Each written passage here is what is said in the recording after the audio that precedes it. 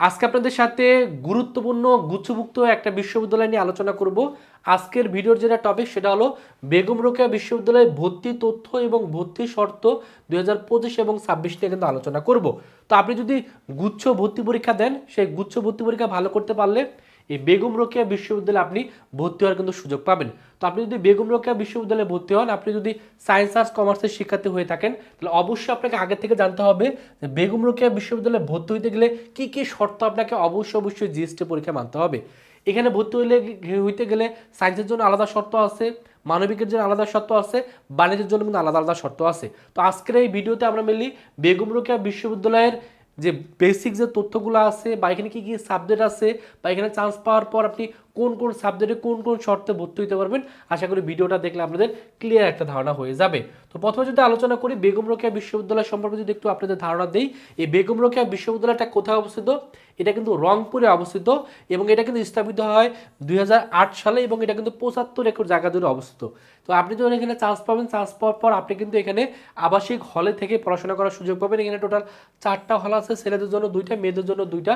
এবং এখানে কিন্তু বেগম রোকেয়া বিশ্ববিদ্যালয়ের যে মেইন গেটটা দেখানো হয়েছে। আপনি চান্স পাওয়ার পর কোন বাসে চলাচল করবেন সেই বাসটা এখানে দেখানো হয়েছে, ক্যাম্পাসের পিকচারগুলো কিন্তু তুলে ধরা হয়েছে। তো রংপুরের ভিতর যারা পড়াশোনা করতে চান তাদের জন্য পারফেক্ট একটা জায়গা হবে এই বেগম রোকেয়া বিশ্ববিদ্যালয়ে পড়াশোনা করা। তো এখন মিলে আমরা মেন ইয়াতে আলোচনা করবো, সেটা হলো যে আমরা এখানে যে চান্স পাবো, চান্স পাওয়ার পর এখানে কয়টা অনুষদ আছে সেটা নিয়ে একটু আলোচনা করি।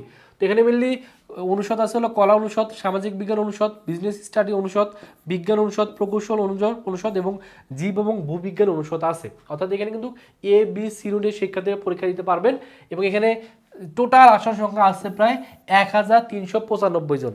অর্থাৎ আপনাদের ভিতর থেকে এখানে প্রায় 1395 জন শিক্ষার্থী সায়েন্স আর্টস কমার্সে কিন্তু এখানে ভর্তি হওয়ার সুযোগ পাবে। তো প্রথমে যদি মিললে এই ইউনিট নিয়ে আলোচনা করি, তো যারা সায়েন্সের শিক্ষার্থী তারা তো এই ইউনিটে পরীক্ষা দিবেন। অবশ্যই আপনাকে আগে কিন্তু জিএসটি পরীক্ষা দিতে হবে। মাথায় রাখতে হবে জিএসটি পরীক্ষা দেওয়ার পরে আপনি যদি পাশ করতে পারেন, অর্থাৎ 30 পেজ যদি পাশ করতে পারেন, তাহলেই কেবলমাত্র আপনি কিন্তু এই বেগম রোকেয়া বিশ্ববিদ্যালয়ে এই সাবজেক্টগুলোতে ভর্তি হওয়ার সুযোগ পাবেন। এর জন্য অবশ্যই গুচ্ছ বা জিএসটি পরীক্ষা কিন্তু আপনাকে অবশ্যই দিতে হবে। দেওয়ার পরে যখন আপনি পাশ করবেন, তখন আপনি চাইলে এই যারা সায়েন্সের শিক্ষার্থী তারা এই ইউনিটে ভর্তি হতে পারবেন। এখানে মিলে সাবজেক্ট আছে গণিত, এই গণিত সাবজেক্ট অথবা পদার্থ, রসায়ন, পরিসংখ্যান, সিএসসি এবং ট্রিপলি, এই সাবজেক্টগুলো পাওয়ার জন্য অবশ্যই আপনাকে জিএসটি পরীক্ষায়, মাথা রাখতে হবে জিএসটি পরীক্ষায় আপনাকে অবশ্যই ম্যাথ অ্যান্সার করতে হবে। আপনি যদি জিএসটি পরীক্ষায় সায়েন্সের শিক্ষার্থীদের যেহেতু ফিজিক্স, কেমিস্ট্রি, ম্যাথ, বায়োলজি 4টা সাবজেক্ট থেকে প্রশ্ন আসে, তার ভিতরে আপনাকে ম্যাথ বাধ্যতামূলক উত্তর করতে হবে। আপনি যদি ম্যাথ উত্তর না করেন, তাহলে এই ভালো সাবজেক্টগুলোতে কিন্তু ভর্তি হতে পারবেন না। এই জন্য অবশ্যই জিএসটি পরীক্ষার চেষ্টা করবেন ম্যাথ উত্তর করার জন্য। ম্যাথ উত্তর করলে এই সাবজেক্টের জন্য আপনি ভর্তি হওয়ার জন্য এলিজিবল হবেন। আর জীব এবং ভূবিজ্ঞানের জন্য ভূগোল ও পরিবেশ বিজ্ঞান সাবজেক্ট আছে এবং দুর্যোগ ব্যবস্থাপনা সাবজেক্ট কিন্তু 2টা আছে। এখন মিলে আলোচনা করবো বি ইউনিট নিয়ে। এই বি ইউনিটে যদি আপনি পড়তে চান, তাহলে সেক্ষেত্রে কী সাবজেক্টে পড়তে পারবেন? আপনি বাংলা সাবজেক্টে পড়তে পারবেন, আপনি ইংরেজি সাবজেক্টে পড়তে পারবেন।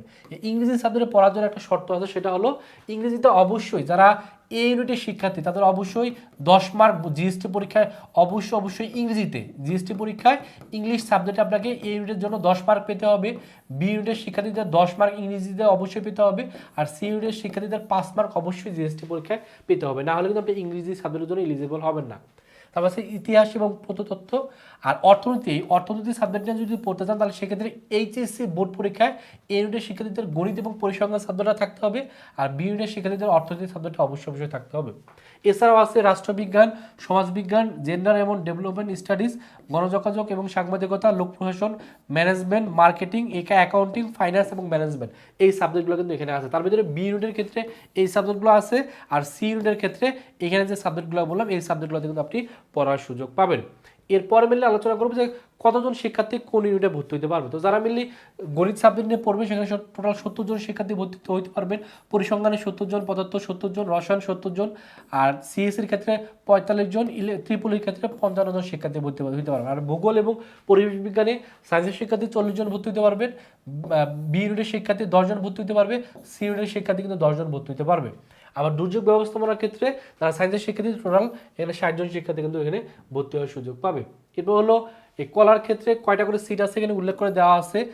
সামাজিক বিজ্ঞানের ক্ষেত্রে কয়টা সাবজেক্ট আছে এবং কয়টা করে সিট আছে উল্লেখ করে দেওয়া আছে, এবং বিজনেস স্টাডিজ ক্ষেত্রে কয়টা করে সিট আছে সব কিছু কিন্তু উল্লেখ করে দেওয়া আছে। এবং এখানে কিন্তু সবগুলোতেই এই কয়েকটা সাবজেক্ট কিন্তু সায়েন্স আর্টস কমার্স সকলে কিন্তু ভর্তি হওয়ার সুযোগ পাবেন।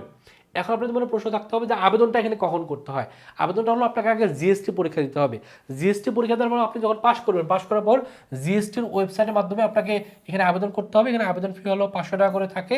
সো আবেদনটা আপনাকে জিএসটির পরে করতে হবে।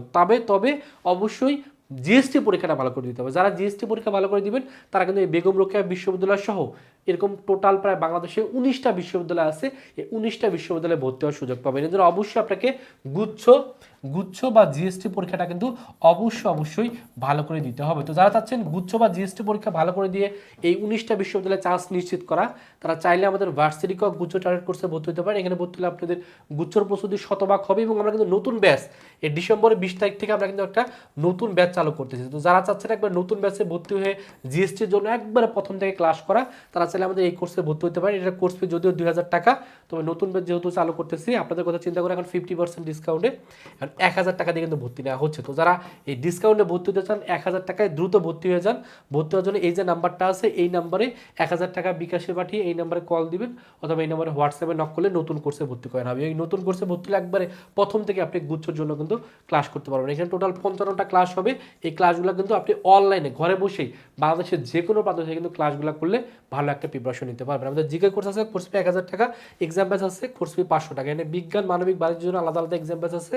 এক্সাম ব্যাচে ভর্তি হলে 85টা পরীক্ষা দিতে পারবেন এবং যে কোর্সে ভর্তি হন না কেন বইয়ের পিডিএফগুলো কিন্তু ফ্রিতে পেয়ে যাবেন। তো এই হলো বেগম রোকেয়া বিশ্ববিদ্যালয়ে ভর্তি সংক্রান্ত সকল তথ্য আপনাদের জানাই দিলাম। সকলে ভালো করে পড়াশোনা করেন, জিএসটি পরীক্ষা ভালো করে দেন, তাহলে কিন্তু আপনি এরকম বেগম রোকেয়া বিশ্ববিদ্যালয়ের মতো 19টা বিশ্ববিদ্যালয়ে চান্স পাওয়ার সুযোগ পাবেন। সকলের জন্য অনেক শুভকামনা। সকলে ভালো থাকবেন, সুস্থ থাকবেন। আল্লাহ হাফেজ।